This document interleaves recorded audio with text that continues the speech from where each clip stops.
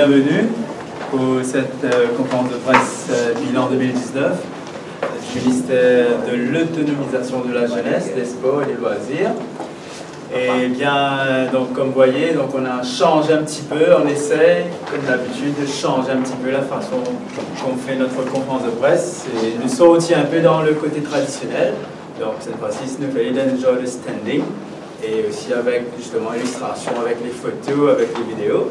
Donc, sans plus tarder, je vais passer la parole au ministre pour faire son bilan. On va commencer avec la jeunesse et puis on va procéder avec le sport derrière.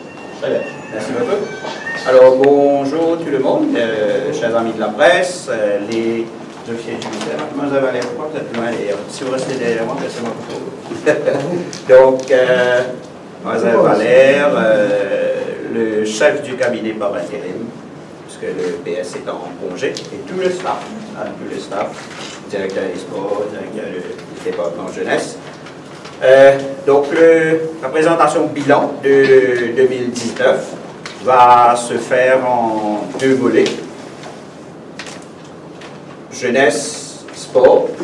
Et après la présentation bilan, il y aura donc aussi une petite surprise qu'on va parler juste après. Donc, au niveau du département jeunesse, nous avons plusieurs programmes et plusieurs activités. Donc, j'ai eu bien du mal à summarize pour ne pas prendre toute votre journée.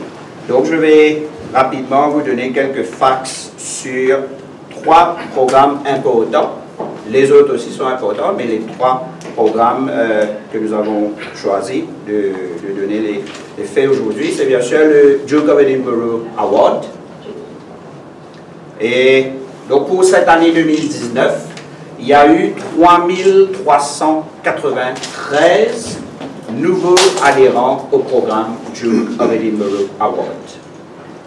3393. Donc, le Duke of Edinburgh Award comporte trois niveaux, le bronze, l'argent et l'or. Et donc, comme vous le savez déjà, vous êtes dans le domaine, et le Duke of Edinburgh Award, c'est un programme qui vise à la formation des jeunes. Nous avons en tout 127 Award Centers. Alors, le Award Center, par exemple, ça peut être un collège qui, après avoir fait tout ce qu'il faut, suivi les formations qu'il faut, le collège devient un Award Center, par exemple. Ça peut être un collège, ça peut être une association. Donc, nous avons en tout 127 Award Centers. Durant l'année 2019, nous avons fait 6 Award Training. Et donc, 6 Award Training pour 178 Award Leaders et 60 Award Assessors. Donc, 6 Award Training pendant l'année. Normalement, on peut faire un peu plus. Et évidemment, l'année 2019, c'est les Jeux des îles qui a pris un peu plus de notre temps. Donc, nous avons pu faire 6 Award Training pour 178 Award Leaders et 60 Award Assessors.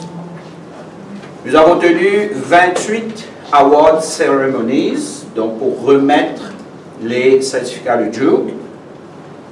Et comme suit, donc pour 707 jeunes qui ont terminé le niveau bronze, 707 jeunes qui ont terminé le niveau bronze, 445 jeunes qui ont terminé le niveau argent et 77 jeunes qui ont terminé le niveau or.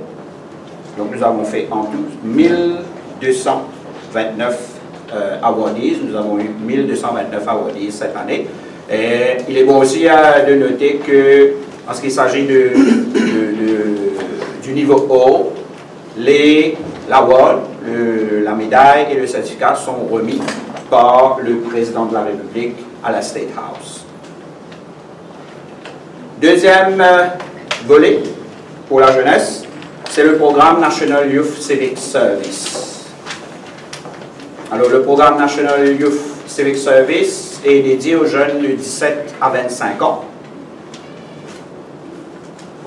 C'est un programme qui vise à leur donner les outils nécessaires pour entrer dans la vie active et surtout pour devenir, comme on dit en anglais, employable. Parce qu'un constat que nous avons fait, c'est que malgré que beaucoup de jeunes ont de grands diplômes, mais ils n'arrivent pas à s'adapter au monde du travail. Et là, c'est un projet que nous avons démarré. Et donc, pour l'année 2019, en 2 batchs, premier batch, nous avons touché 294 participants qui ont terminé et qui ont eu leur certificat. Deuxième batch qui vient de se terminer, là. Donc, nous avons eu 190 participants. Et encore une fois, évidemment, on vise un peu plus, vu que l'année 2019 a été bien remplie durant les Jeux. Donc, 294 et 190. Et il faut savoir qu'à la fin de la formation, chaque jeune reçoit un stipend de 5 000 roupies qui l'aidera bien sûr à payer son transport, etc. Troisième partie, l'entrepreneuriat jeunesse. Donc l'entrepreneuriat jeunesse, avec l'aide de la Conféges, nous formons les jeunes et nous les encadrons, et de sorte à ce qu'ils puissent évidemment entrer dans le monde de l'entrepreneuriat, créer leur propre business et, comme on dit souvent aussi, devenir des job providers au lieu d'être des job seekers. Pour cette année, il y a eu 10 projets qui ont été envoyés à la Conféges. 10 projets, 6 projets venant de Maurice et 4 projets venant de Rodrigue. Sur ces 10 projets, il y a eu 8 projets qui ont été primés par la Conféges. 8 projets qui ont été primés par la Conféges. Et ces 8 projets ont reçu en tout un total de 1 million de roupies que nous avons récemment là remis aux différents participants. Et donc différentes sommes. Et ça, bien sûr, va les aider pour démarrer ou continuer à avancer dans leurs entreprises. Et juste pour rappeler, rapidement, avant de terminer avec le département jeunesse, nous aurons la finale du Street Dance Battle qui a démarré depuis quelques semaines déjà, et chaque week-end, il y a les éliminatoires qui se font. Et c'est la 2e édition, Street Dance Battle. La finale se fera le 28 décembre. Le 28 décembre à partir de 14 h jusqu'à 19 h. Donc il y aura la remise des prix des gagnants régionaux. Il y aura bien sûr les quarts, les demi-finales et les finales de différentes catégories. Alors au final, le 28 décembre, à partir de 14 h au Maibo Waterfront. Alors avant de passer avec le volet sport, donc s'il y a quelques petites questions ou éclaircissements sur le département jeunesse, donc nous vous écoutons et après on passera à la suite de notre bilan. Ok, c'est clair. Alors avant de passer avec le volet sport, donc nous allons visionner un petit clip.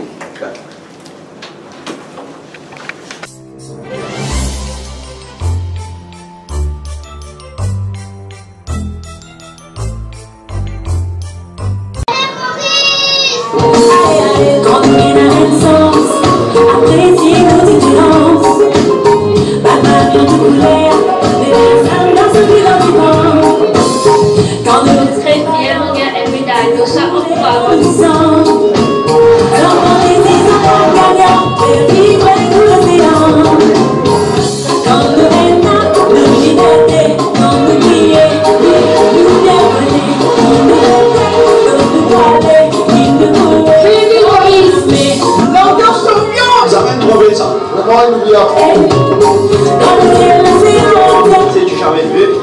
Les zones préparées et on va bien passer. Ça fait depuis bien longtemps que nous voulons pouvoir avec vous Jésus. C'est la première fois que Maurice fait une performance pareille. Il y a sa performance, bien sûr. Mais le travail de tout votre sportif, beaucoup d'efforts, beaucoup de sacrifices.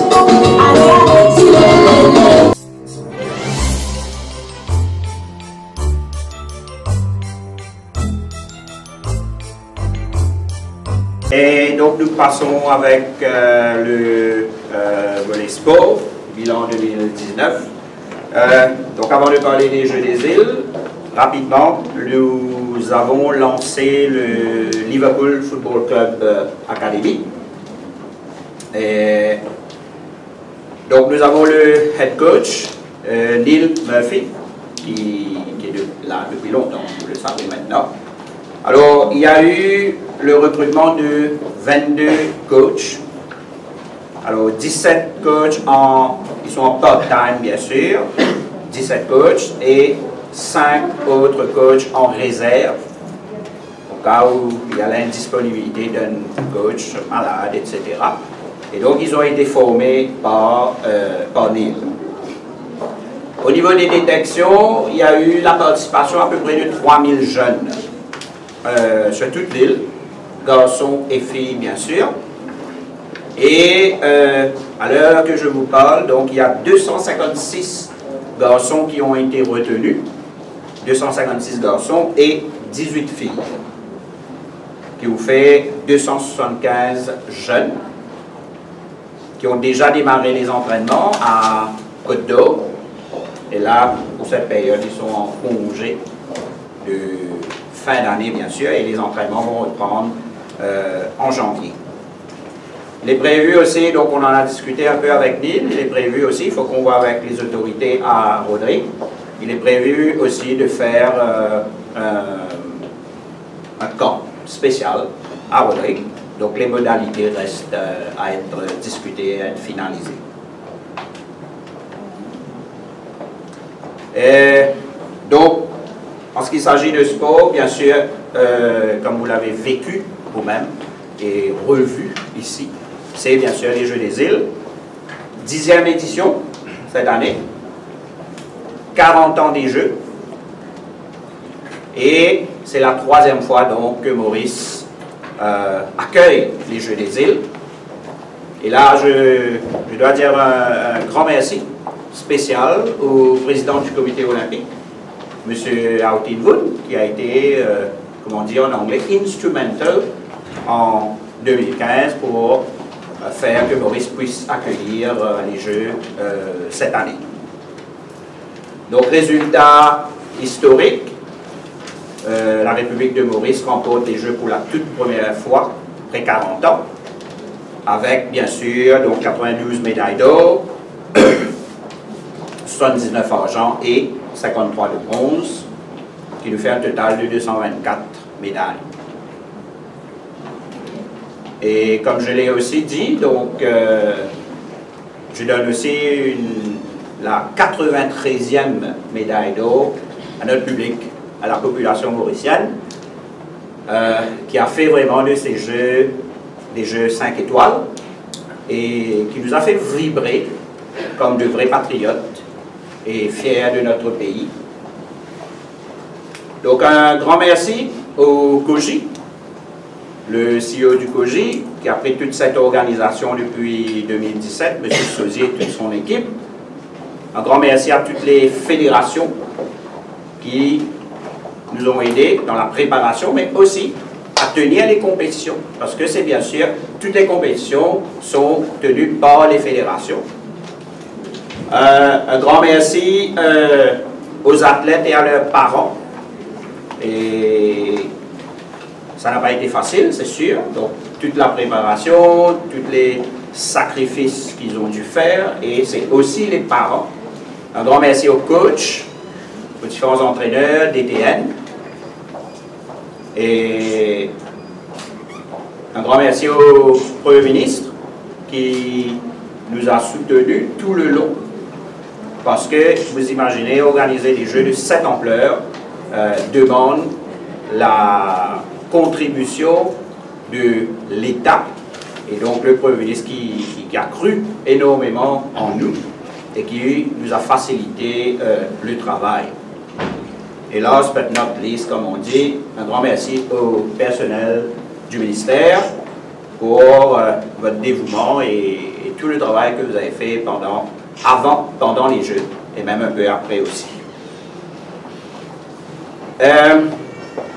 À partir de l'année prochaine, donc c'est une nouvelle étape dans le domaine du sport. Et comme vous le savez déjà, il y a des dates importantes à venir. Et déjà, qui est derrière la porte, comme on dirait, hein, Tokyo 2020.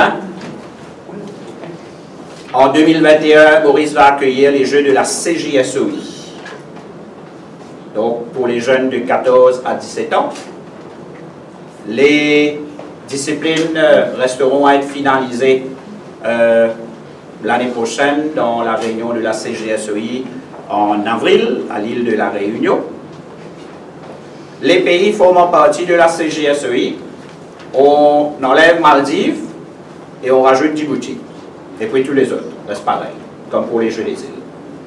Donc parce que c'est une organisation francophone, et donc les Maldives ne sont pas dedans, et c'est Djibouti qui est dans l'océan Indien, donc qui fera partie des Jeux de la CJSOI.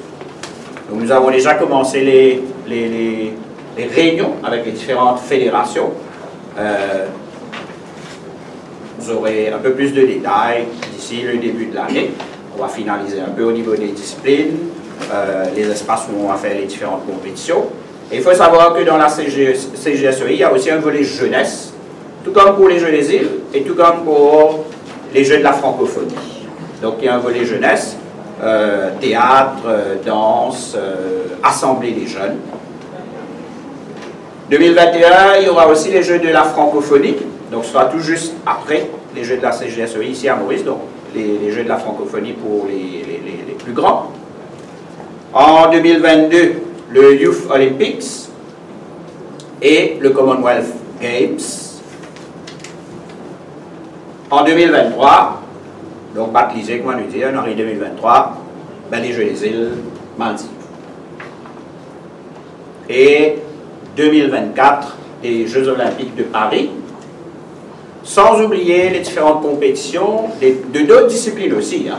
Là, nous parlons des disciplines olympiques, mais d'autres disciplines aussi, de grandes compétitions que nous avons déjà, et aussi les différents championnats d'Afrique, du monde, etc. C'est pour vous dire que c'est un calendrier bien chargé et bien rempli. En janvier, on va vous parler, on va vous présenter le projet Paris 2024. Nous avons déjà commencé certaines discussions. L'idée, c'est de trouver une structure qui pourrait accompagner et encadrer nos athlètes de certaines disciplines. Et ce serait aux différentes fédérations, ça c'est technique. Il ne doit pas le dire ministre qui nous choisit, là, hein, parce que c'est pas mon domaine, c'est pas moi qui choisis. Il y a des résultats, il y a des performances, il y a un certain niveau. Et donc c'est ce que les fédérations et les différents coachs vont envoyer ici à notre niveau. Nous allons passer en revue tout ce qui a été envoyé pour voir quelles sont les possibilités et quelle est la possibilité aussi d'avoir une médaille ou plus pour les Jeux olympiques de Paris. Donc ce soit très technique, ce soit très strict, ce ne sera pas nécessairement ouvert à tout le monde parce que ça va demander un gros budget. Donc nous avons déjà un budget de 5 millions ici au niveau du ministère et on va travailler pour, bien sûr, avoir le financement nécessaire, que ce soit en partie l'État ou en partie des sponsorships. Donc voilà en général le bilan, mais évidemment, tout comme pour le département jeunesse, vous imaginez, il y a eu beaucoup de choses, mais pour ne pas trop tarder, on s'est concentré sur le Liverpool Academy, les Jeux des îles et bien sûr tous les grands événements, les grandes dates qui nous attendent à partir de 2020.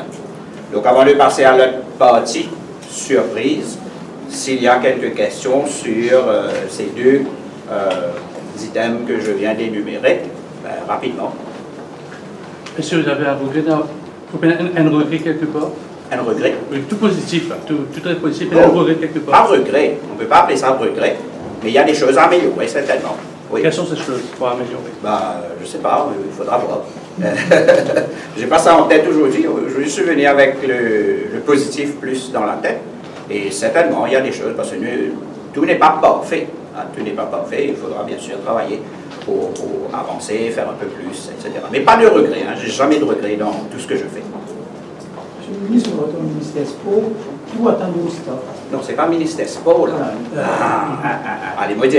Alors, Ministry of Youth Empowerment, Sports and Recreation. Donc, le ministère de l'autonomisation de la jeunesse, des sports et des loisirs. Qui m'attend de mon staff, du personnel? Ben, j'ai un personnel formidable. Et je l'ai archi dit, je l'ai tout le temps dit. On a un fonctionnaire qui travaille très bien. Et bien sûr, nous pouvons faire encore plus, n'est-ce pas les amis? Hein, nous ne sommes pas contents de ce qu'il nous fait, mais nous poussons encore plus loin tout le temps. Et vous savez, ici, c'est une grande famille qui travaille. Ce n'est pas un ministère, c'est une famille. C'est la grande famille qui travaille. Et pour moi, c'est important qu'il nous garde ça, l'atmosphère de famille. C'est surtout ça. Le couleur orange, toujours. Moi, oui. Donc pour 2024, on va faire un Dream Team à la Mauricienne. Pardon? Est-ce que pour 2024, vous allez faire un Dream Team comme les Américains ont pour 2024? On va trouver notre nom à nous, bien propre à nous. Mais si vous voulez faire un parallèle avec ce que vous venez de dire, yes, oui. Mais on va trouver un nom bien spécifique, bien mauricien. Et qu'en est-il des Jeux Olympiques de l'an prochain? Parce qu'on entend que Paris 24. Qu'en est-il de la structure qui... Donc, nous n'avons pas eu le temps, hein, évidemment, de parler d'une structure spécifique 2020. Je suis arrivé au ministère en 2017 et ce que nous avons dû faire, c'est de rentrer de plein pied dans les Jeux des îles. 2020, bien sûr, on va soutenir, ça c'est clair, hein, ceux qui ont été qualifiés. Le ministère, nous avons un budget pour soutenir le déplacement, etc. Et on espère, oui, qu'il y aura de très bonnes performances en 2020. Mais les athlètes auront moins de facilité qu'en 2024. Ce n'est pas nécessairement moins de facilité. Allons dire que, et même 2024, vous savez, c'est short. Tous les surveys montrent que pour éventuellement récolter une médaille olympique, ça nous prend 2 cycles. Donc déjà là pour 2024, c'est court. Évidemment, pour 2020, ben, on va soutenir au maximum. Mais on espère que le soutien que nous allons apporter, ce n'est pas juste en termes de financement, hein, ce soutien-là, c'est bien spécifique. Nous allons voir ça en janvier. Alors on espère que ce soutien que nous allons apporter pour 2024, ça va apporter des fruits. Bien. Et justement pour le budget de préparation pour les Olympiques 2024, c'est un minimum de 5 millions par an. Pour ce budget-ci, nous avons 5 millions. Et donc, dépendant de tout ce qu'on va finaliser, pardon, pour une année. Pour cette année, yes. Pour le budget, ça veut dire 2019-2020. Et éventuellement, avec tous les chiffres, tous les détails que nous allons voir, ben, je suis sûr qu'il faudra plus. Donc, on va faire la demande au ministre des Finances. Mais comme je dis, nous allons faire de sorte à ce que ce soit aussi un partenariat public-privé. On va faire appel à des sponsors. Il y a un comité qui a été mis sur pied. Il y a un petit comité qui commence à travailler. Et donc, il y a Dominique Filleul qui nous aide dans ce comité, bénévolement. Et donc, on va finaliser le comité d'ici janvier. Monsieur le ministre, yes. pendant les assises de l'environnement, on va aller un peu devant le jeune pour conscientiser un peu la pollution et puis est-ce que votre ministère vous là? Le ministère est déjà involvé dans tout ce qui est jeunesse, bien sûr. Et déjà, par exemple, le groupe Volunteer Mauritius participe régulièrement avec le ministère de l'Environnement, que ce soit ou d'autres ministères, pour, par exemple, ils ont été durant cette année à Maïbo, dans le Ramsar Side, pour aider à nettoyer, etc. Absolument, les jeunes ont leur place dans toute cette réflexion, mais aussi action par rapport à l'environnement. Et je pense que ça concerne un peu tout le monde. Mais les jeunes, ils ont l'énergie qu'il faut. Certainement, ils auront leur place. Et d'ailleurs, il y aura un National Youth Environment Council qui sera mis sur pied et va be chaired by the Prime Minister. Et donc, ce sera ça, allons dire, la part des jeunes.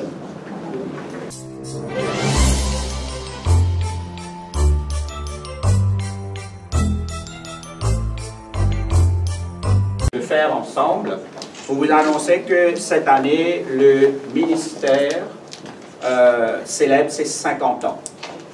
Donc, on a eu 50 ans frais, bien dispo le 2 décembre. Et donc, le ministère avait été créé un 2 décembre 1969. Donc, on a voulu en même temps qu'on soit là, regrouper tout le personnel et célébrer tranquillement, d'une certaine façon. Et avant d'aller plus loin, je vais laisser le soin à M. Apavou, assistant, oui, c'est tout, assistant directeur du département jeunesse, qui va faire un petit historique, des petits conseils, un petit historique de ces derniers 50 ans. On va voir comment vous faites ça. Allez, M. Bougon.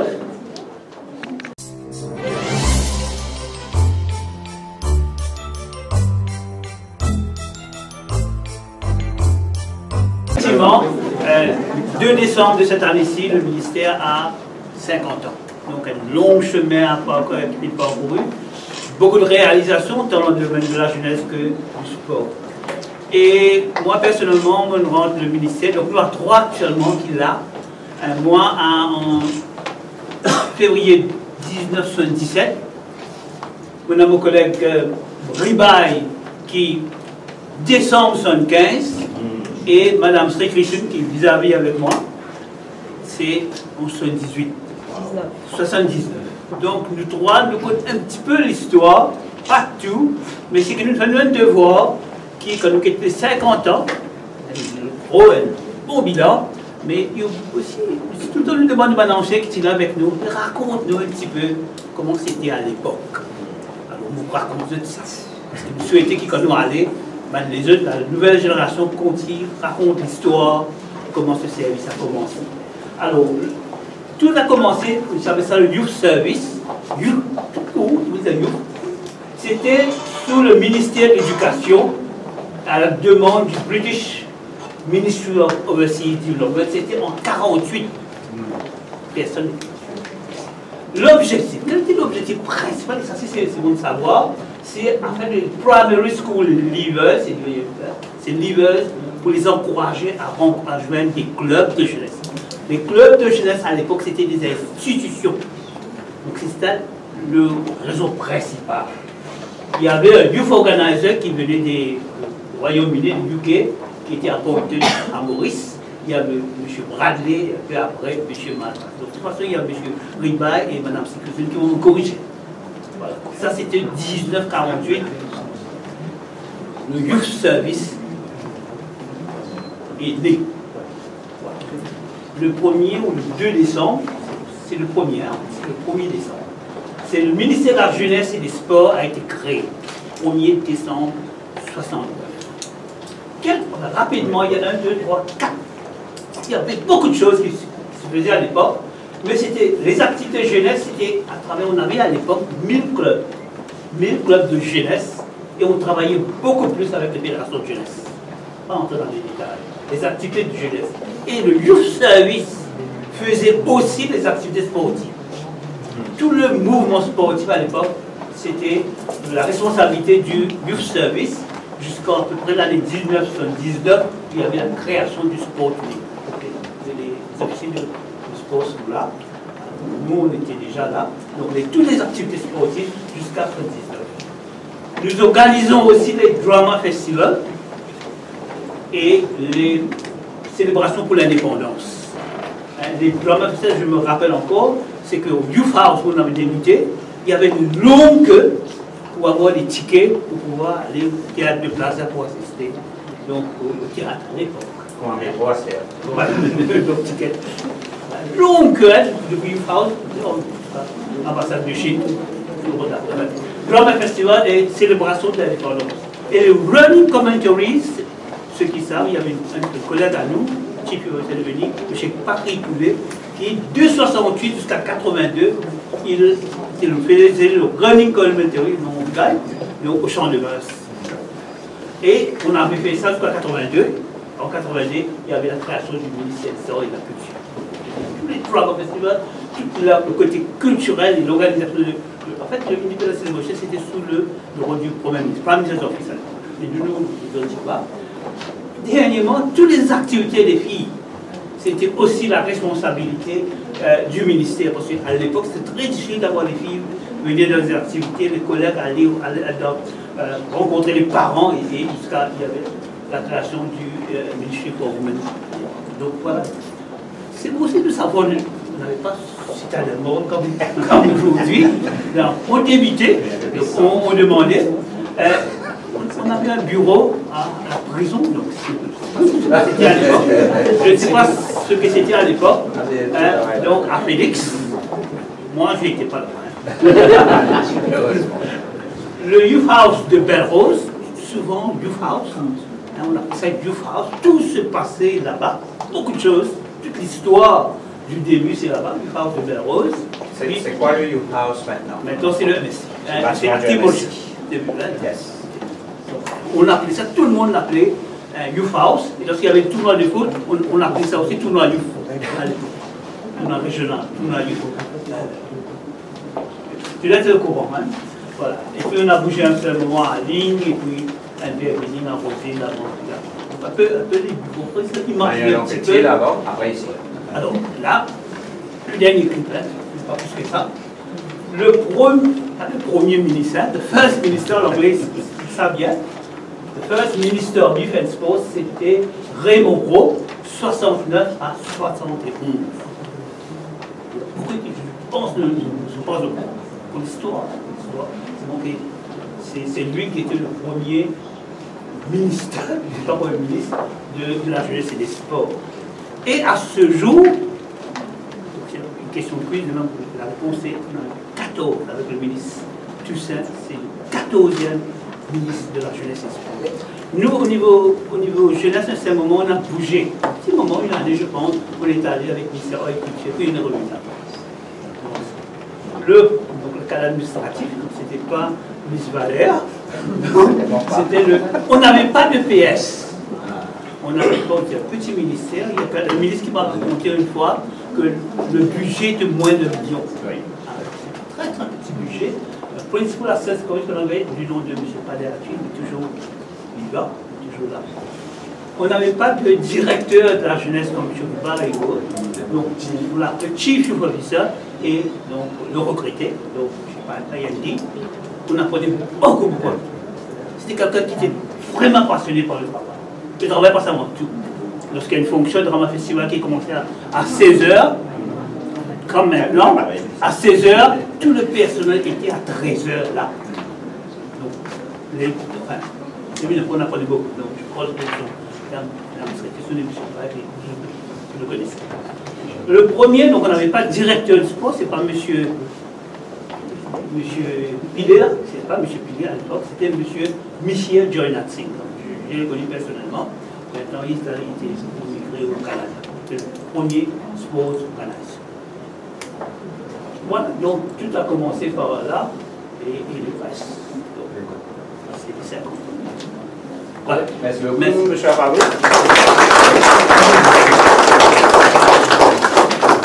On vous applaudit surtout parce que vous avez pu résumer 50 ans dans le temps qu'il fallait.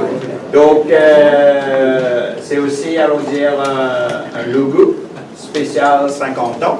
Et donc, l'année prochaine, de janvier à décembre, nous allons célébrer dignement à travers plusieurs activités liées aux 50 ans du ministère. Donc, et comme vous le savez, sortir d'un simple petit ministère d'un budget de 1 million et arriver à, bien sûr, Youth Empowerment. Donc, c'est extraordinaire. Comme toute bon anniversaire, nous avons gâteau, tout ça. Allez, avec gâteau, ça.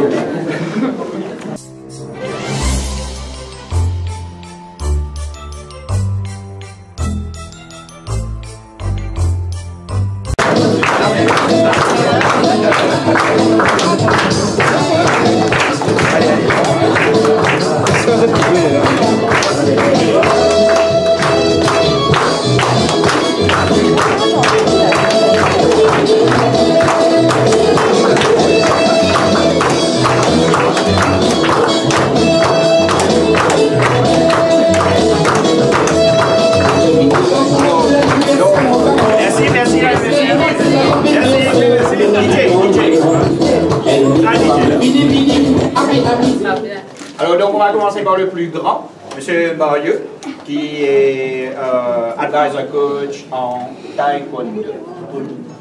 Et puisque c'est un homme, on va dire son âge. 25 ans. Voilà. Donc, 68 ans. Et encore fit, encore bien, encore mal les pieds là, et le plus jeune, c'est Machiche. Et si on va tromper, malheureusement, dans 10, 20 ans. 22, allez, le pouce d'élo là. Donc, le plus jeune du staff, c'est 22 ans, et le plus grand, le plus sage, c'est 68 ans. Donc, vous avez l'honneur de couper le gâteau, mes amis. Ensemble, ensemble, ensemble.